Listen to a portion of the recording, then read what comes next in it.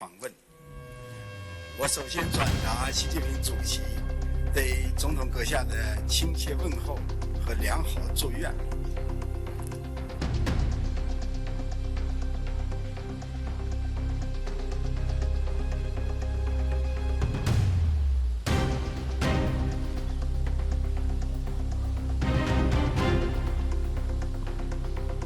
Hubungan Indonesia dan China kembali menunjukkan penguatan strategis melalui penandatanganan 12 nota kesepahaman atau MOU yang mencakup berbagai sektor penting, mulai dari keuangan, industri, investasi, hingga sosial dan lingkungan. Disaksikan langsung oleh Presiden Republik Indonesia Prabowo Subianto dan Perdana Menteri China Li Qiang, dan penandatanganan dilakukan di Istana Merdeka Jakarta pada Minggu 25 Mei 2025.